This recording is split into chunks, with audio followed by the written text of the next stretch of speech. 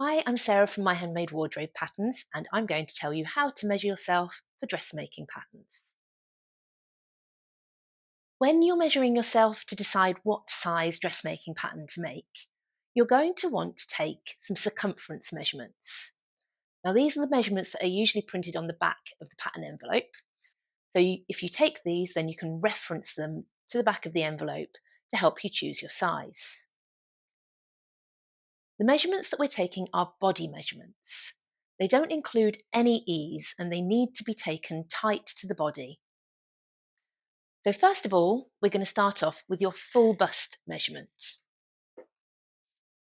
Grab yourself a tape measure and you're going to take a measurement all around your back, measuring underneath your armpits and across your full bust, which is the fullest part of your chest. Make sure that you are keeping the tape measure parallel to the floor. You don't want to be pulling the tape measure in too much. It needs to be just tight against your chest. And that's how you take your full bust measurement. The next measurement to take is your waist measurement.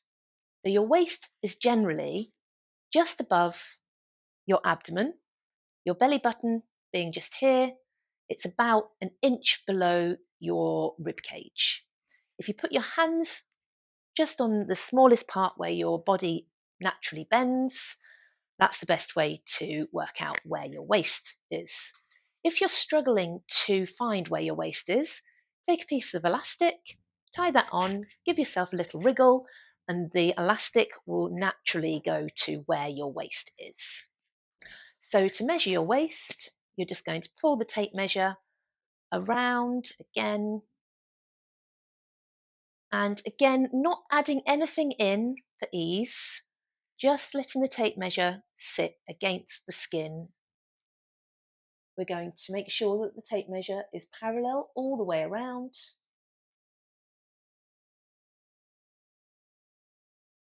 And we're going to take that measurement. Next, we're going to measure your hips. Now, sometimes when people measure their hips, they measure their high hip, which is up here. This is the wrong place to measure your hip. This is your high hip and not your full hip. When measuring your hips, you want to be measuring all around the fullest part of your bottom. So again, we'll take the tape measure, pull it around, holding it just tight, but not pulling in anything at all, and making sure that it is completely parallel to the floor. And that is how you measure your full hip. When it comes to taking circumference measurements, it's really important to take them in the right place. If I was to measure my waist too low, I'd be measuring my abdomen instead. My abdomen is 10 centimetres bigger than my waist. So if I used that measurement, I'd inevitably pick the wrong size and be making clothes that were far too big for me. Equally, if I was to use my high hip measurement instead of my full hip measurement, there's again about a 5 to 10 centimetre difference between my high hip and my full hip. So I'd be consistently making clothes that were too tight on my hips. So it's really important to measure the right place on your body. Once you have these body measurements, you can use them and compare them to the measurements on the back of the pattern envelope. You may find some finished garment measurements on the envelope as well, and these can be really useful to work out how much ease is included in the pattern. Another really useful measurement to take if you are fuller or smaller busted is your high bust measurement. We take our high bust measurement to work out whether the pattern that we're using is going to have enough volume around the full bust. Patterns are drafted with different cup sizes, and as a general rule, most patterns are drafted for a B cup. This means the difference between the high bust and the full bust will be 5 centimetres. To measure your high bust, you're going to take your tape measure, pull it right up underneath your armpits, like so, and measure around the body, like so.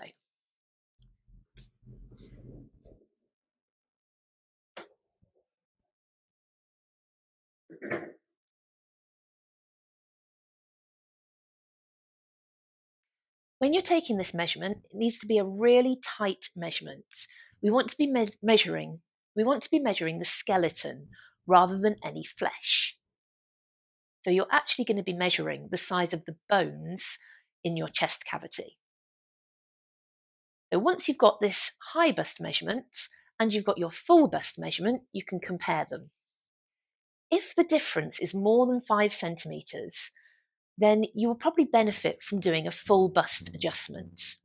This creates more volume in the cup and stops any pulling issues around the armpits and across the front. If the difference between the high bust and the full bust is less than 5 centimetres, you might find it useful to do a small bust adjustment. You can find resources to help you do these adjustments on our website.